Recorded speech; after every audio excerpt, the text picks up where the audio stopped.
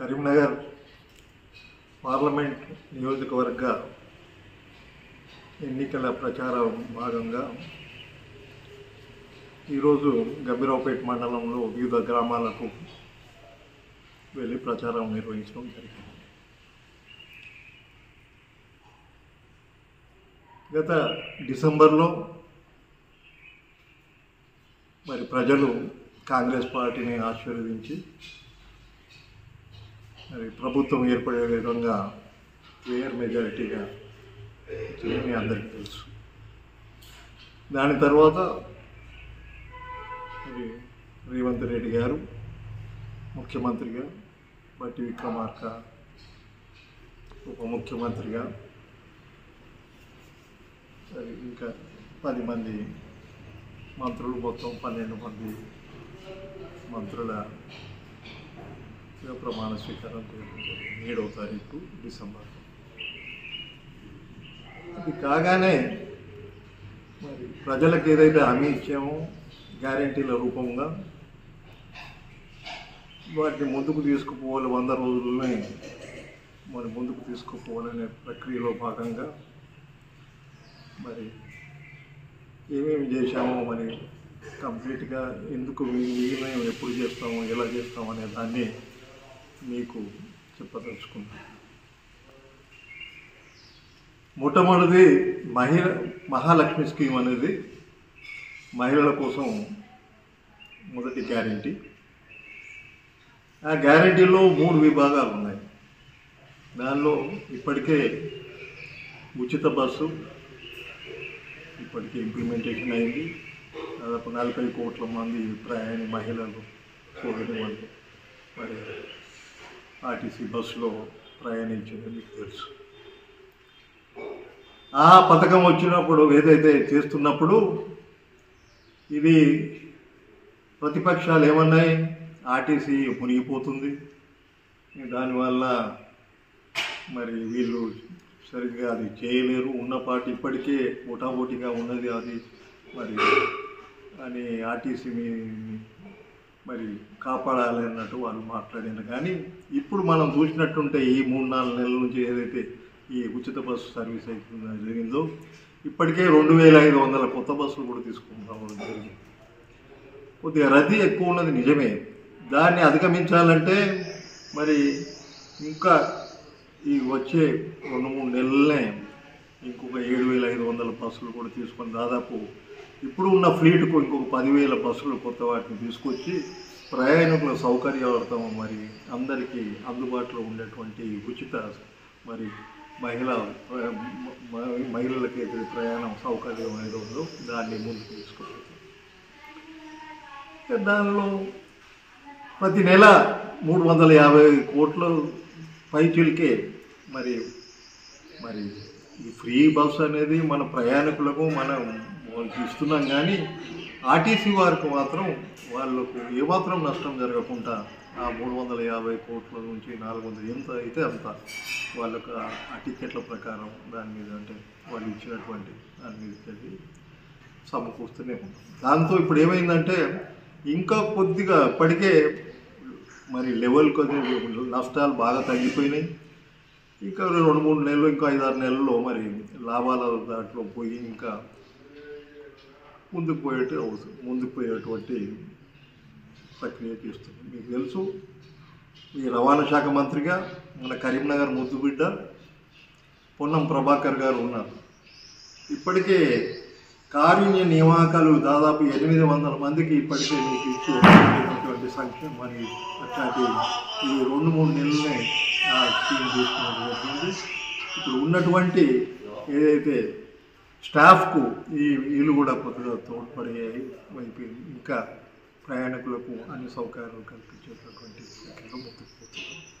ఇక రెండవది మహాలక్ష్మిలో ఉన్నటువంటి 500కే సిలిండర్ అనేది అది దాదాపు 190% ఇప్పటికే మహిళలకు అందుబాటులోకి వచ్చింది. ఏదైనా టెక్నికల్ పేరా లేకుంటే లేకుంటే వాళ్ళ అడ్రసా దాని ఏదో ప్రూఫ్ అలాంటిది ఉంటే వాళ్ళది ఏదైనా రానట్టుంటే దాన్ని కూడా సవరించి మరి అందరికీ 100% లబ్ధిదారులకు ఈ 500 రూపాయలకి గ్యాస్ సిలిండర్, వంట గ్యాస్ సిలిండర్ ఇచ్చే పథకాన్ని ముందుకు తీసుకుపోతుంది.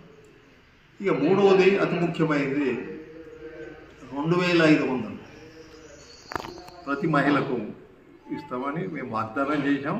అది 100% చేస్తాం కూడా. ఒకసారి మీరు కర్ణాటకలో చూడండి, 156,000 మందికి ఇలాంటిది మహాలక్ష్మి స్కీము అక్కడ మరి ఇప్పుడు 6 నెలల నుంచి ఇప్పటికే ఇంప్లిమెంటేషన్ జరుగుతుంది.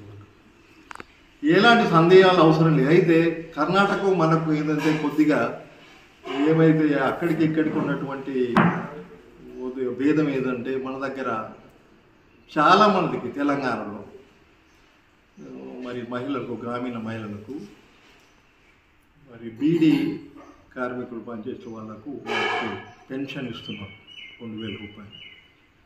అయితే ఈ 2,000కు తోడుగా 2,500 ఇవ్వాలా, లేకుంటే ఈ చేయూత స్కీమ్లో ఏదైతే ఉందో 2,000 నుంచి 4,000 రూపాయలు ఇద్దామనేది మనం ఆల్రెడీ ప్రకటించడం. అది మరి ఆ పెన్షన్ ఏదైతే ఉందో ఇదివరకు ఉన్న ఆసరా దాన్ని చేయూతగా చేసాము, ఆ ప్రకారంగా ఇవ్వాలా అనే దానిలో టెక్నికల్గా రికార్డ్ చేసుకుంటూ ఒకే మరి దీనిలో ఈ ఏదైతే ఉందో ఈ మన టెక్నికల్ ఇబ్బంది ఏదైతే ఉందో 2,500 ఒకటి, మరి ఈ 2,000 ఇచ్చే కార్యక్రమం చేయాలని అనుకుంటున్నాం. మరి అట్లాంటప్పుడు మరి 4,000 మాకు చేయలేదనేటటువంటి అది కూడా మరి వాళ్ళకి చేయూతకి ఇచ్చారనే అవకాశం ఉంటుంది. కాబట్టి అన్ని వర్గాలతో మరి చర్చించి ఒక సముచిత నిర్ణయం తీసుకొని అతి తొందరలోనే అందరూ ఎవరైతే అర్హులైనటువంటి మహిళలందరికీ 2,500 రూపాయలు వారికి నగదు బదిలీ చేసేటువంటి కార్యక్రమం కాకుండా ఈరోజు మరి మా ఎన్నికల కేంద్ర ఎన్నికల ప్రణాళిక భాగంగా మహిళా న్యాయాన్ని ఒకటి స్కీమ్ కూడా తీసుకొచ్చాం.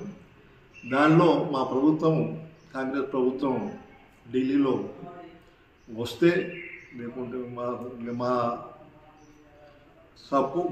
మా అంటే సంకీర్ణం కాకుండా మరి అయితే ఐఎన్డిఏ ఇండియా ప్రభుత్వం ఏదైతే ఉందో ఆ ప్రభుత్వం వచ్చినా మేమే మరి ముఖ్య భాగస్వాములు ఉంటాం. కాబట్టి ఈ మహిళా న్యాయం అనేది 1,00,000 రూపాయలు ఒకటేసారి ఎక్కువ విడత ప్రతి నెల ఇవ్వడం కాదు, ప్రతి సంవత్సరం కాదు, ప్రతి మహిళకు 1,00,000 రూపాయలు ఇచ్చేటటువంటి కార్యక్రమాన్ని కూడా తీసుకుంటాం. దానికి తోడుగా ఈ 2,500 రూపాయలు మహిళలకు ఇచ్చేటట్టు ఉంటే వారికి ఎంతో మరి లాభసాటిగా ఉంటుంది. కాబట్టి 100% మహిళలకు ఇచ్చిన మాట అయితే తప్ప మేము 100% మాత్రం ఆ కార్యక్రమం తీసుకొని వెళ్తాం.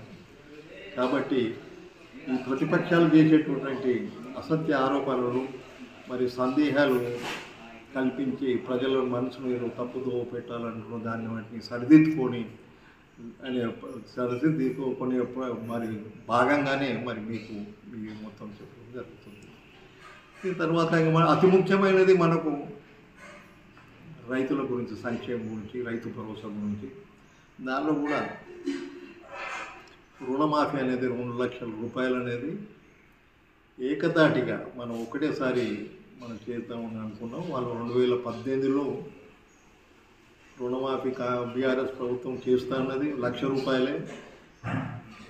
అది ఆ ప్రభుత్వం వచ్చిన తర్వాత ఓ నెలలో 2 నెలలో కాదు 15 నెలల తర్వాత ఒక జీవో నెంబర్ 148 ఇచ్చి దానికి కొన్ని విధి విధానాలు కల్పించి ఇక దాన్ని ముందుకు తీసుకుపోదామని అనుకున్నారు. కానీ దాన్ని కూడా దాదాపు 17 లక్షల మందికి ఇంకా ఇప్పటికి కూడా రుణాలు మాఫీ కాలేదు. ఇంట్రెస్టే మరి 1,00,000 రూపాయలు కొంతమందికి అయినాయి కావచ్చు. దానిలో కూడా 56,000 రూపాయలు అయితే ఇంట్రెస్ట్ మిత్తి కిందనే పోయింది. కాబట్టి ఏమాత్రం మరి లాభం రైతులకు జరగలేదు. కాబట్టి అన్నీ ఆలోచించే మరి కార్యక్రమంగా అప్పుడు రేవంత్ రెడ్డి గారి మా ముఖ్యమంత్రి, ఇప్పటి ముఖ్యమంత్రి పిసిసి అధ్యక్షుల రూపంలో మేము మేనిఫెస్టోలో పెట్టిన విధంగా 2,00,000 రూపాయల రుణమాఫీ ఒకేసారి చేసేస్తున్నది మరి ఆగస్టు 15 లోపలనే, ఆగస్టు 15 లోపలనే చేస్తామని ప్రతి సభలో మరి మా ముఖ్యమంత్రి గారు చెప్తున్నారు. దాని మీద ఏమాత్రం సందేహం అవసరం లేదు. ఎక్కడికి పోయినా వట్టిది కాదు. మీరు ఇంకా నమ్ముతారో నమ్మరో వీళ్ళేమో ఈ ప్రతిపక్షాలు ఇంకా తప్పుతో పడుతున్నారని అనేది దాన్ని సరిదిద్దాలని అడుగుతున్నాయి. ఒక ఎక్కడికి పోతే అక్కడ ఉన్నటువంటి ఆ దేవత యొక్క విశిష్ట దేవతలకు వాళ్ళకు పేరు మీద ప్రమాణపూర్వకంగా మరి చెప్తున్నాడు కాబట్టి దానిలో ఏమాత్రం కూడా జరగదనేటువంటి సంకోచం సంశయం ఉండవలసిన అవసరం లేదు. ఆగస్టు 15 వరకు ప్రతి రైతు మరి 2 లక్షల రుణమాఫీ అందుకుంటాడని మీకు మరి కంటపదంగా చెప్తాను. దీని తర్వాత దీనిలోనే వ్యవసాయ కార్మికులు అంటే భూమి లేని వాళ్ళకు ఏ ప్రతిపక్షాలు కూడా అడుగుతలేవు, కానీ మేము మళ్ళీ నేను చెప్తున్నాను 12,000 రూపాయలు వ్యవసాయం మీద ఆధారపడి ఉంటే గ్రామాల్లో ఉన్నటువంటి వాళ్ళు ఎవరైతే ఉన్నారో కార్మికులు వాళ్లకు 12,000 రూపాయలు కూడా ఇచ్చే కార్యక్రమాన్ని ఆ జాబ్ కార్డు వాళ్ళు ఉందో ఇప్పటికే ఉపాధి హామీ దగ్గర కూర్చొని అట్లాంటి దాని నుంచి ఉంటుంది వాళ్ళకు కూడా మరి ఇట్లా ప్రతి ఒక్కరికి ప్రతి ఒక్క వర్గానికి కులం మతం లేకుండా ఏదైతే మేము చెప్పినటువంటి 6 గ్యారెంటీలు ఏదైతే ఉన్నాయో వాటిని ముందుకు తీసుకునే కార్యక్రమంలో ఉంది. అన్నిటికైనా ముఖ్యమైనది మరి ఇందిరమ్మ ఇళ్ళు. ఇప్పటికే 22,000 కోట్ల రూపాయలు బడ్జెట్లో పెట్టినాం. మరి 3,50,000 ఇండ్ల గురించి పెట్టుకోవడం కాకుండా సెంట్రల్ స్కీమ్ నుంచి కూడా సెంట్రల్ పూల్ నుంచి కూడా ఇంకొక 2 లక్షల ఇండ్ల కోసం కూడా మరి ప్రతిపాదనలు పంపించాం. కాబట్టి ఈ సంవత్సరం 5,50,000 ఇండ్లు కంప్లీట్ చేసేటువంటి 5 లక్షలు అంటే ప్రతి ఒక్క లబ్ధిదారునికి 5 లక్షల రూపాయలు ఇచ్చి మరి ఆ ఇందిరమ్మ ఇండ్లను కార్యక్రమాన్ని తీసుకుపోతాం. మరి ఇన్ని 10 సంవత్సరాల్లో వారు ఎన్ని డబుల్ బెడ్రూమ్లు చేసినో అందరికీ తెలుసు. ఏ గ్రామాలకు పోయినా మాకు రాలేదు, ఎక్కడ కూడా మనకు కనిపిస్తూనే లేవు.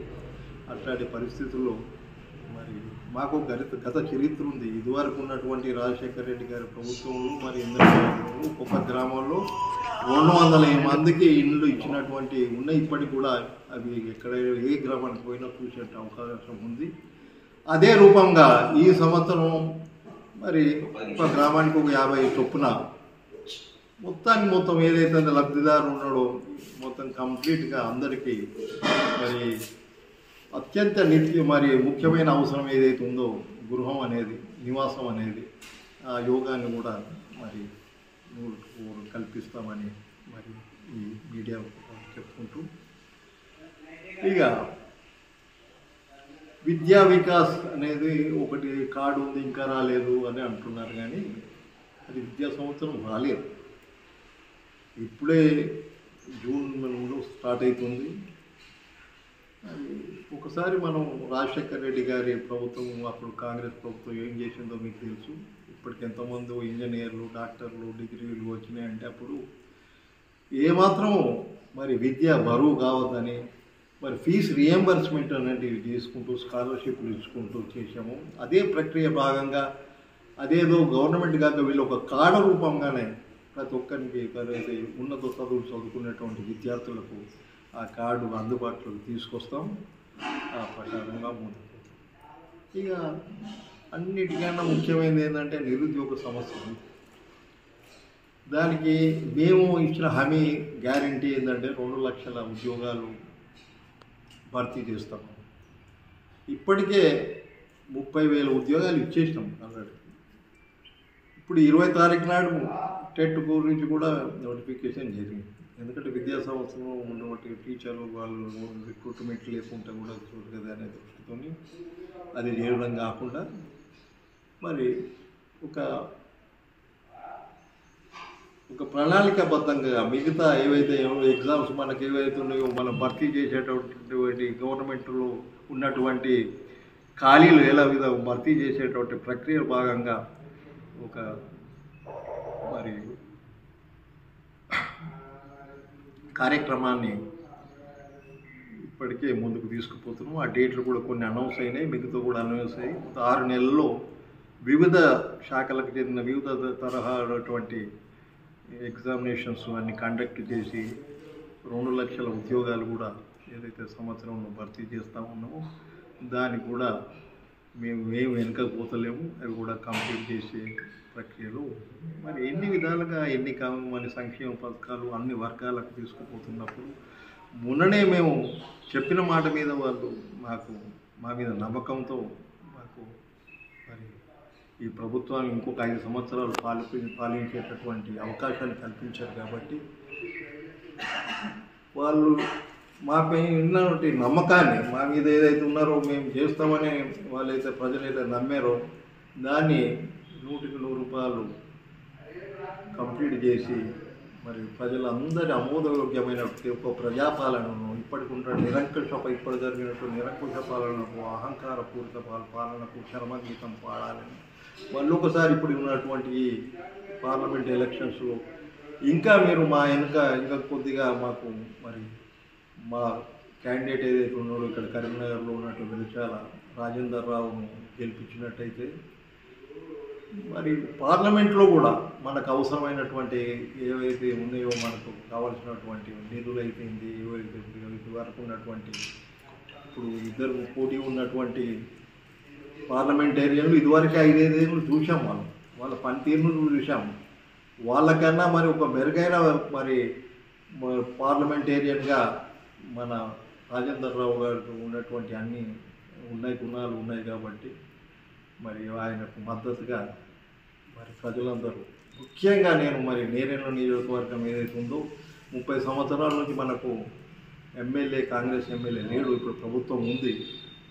మనకు ఎంపీ క్యాండిడేట్ కూడా మన తరఫు నుంచి మనకు ఉంటే మనకు ఇంకా త్వరితగతిన ఇలాంటి పెద్ద పెద్ద పనులు ఏవైతే ఉన్నాయో స్థానికంగా ఉన్న సమస్యలన్నిటిని తీర్చుకుంటూ మనం ఢిల్లీ నుంచి అయినా వచ్చేటువంటి నిధులను కూడా సకాలంలో తీసుకొచ్చేసి అన్ని కంప్లీట్ చేయాలని అందుకోసమే మరొకసారి మీ ప్రజలందరికీ మరి మీడియా కోరుకునేది ఏంటంటే ఏదైతే డిసెంబర్లో ఏదైతే రేవంత్ రెడ్డి గారికి కాంగ్రెస్ పార్టీని ఆశీర్వదించి మాకు భారీ మెజార్టీని ఇచ్చారో దానికన్నా ఇప్పుడు మరి ప్రజలందరూ ఎక్కడికి పోయినా కానీ ఎక్కడ ప్రచారం పోయినా కానీ మా వెంట ప్రజలు ఉన్నారు.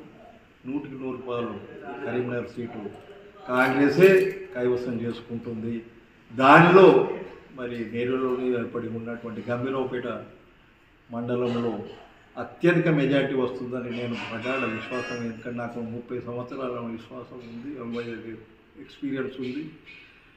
దానిలో ముఖ్యంగా గంభీరావుపేట ప్రజలతో మమేకమై ఎన్నో వివిధ పనులు చేసినటువంటి పేరు ఉంది. చెప్పినప్పుడు వాడిని కంప్లీట్ చేసేటటువంటి ఒక నమ్మిక కూడా వాళ్ళకు ఉంది. కాబట్టి ప్రజలు తప్పక నా యొక్క ఈ ప్రార్థన విజ్ఞప్తిని వాళ్ళు గౌరవిస్తారని, మంచి మెజారిటీతో కాంగ్రెస్ అభ్యర్థిని పార్లమెంట్కి పంపుతారని